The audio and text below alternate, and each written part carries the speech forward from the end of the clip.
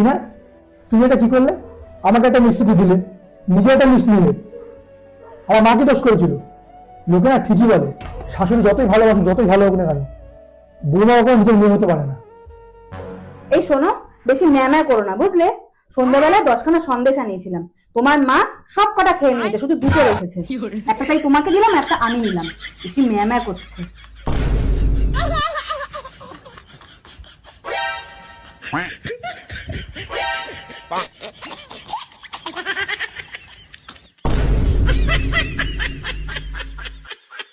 खराब हो जाएगा। मैं इनकी अम्मा बहन पे आ जाऊंगा।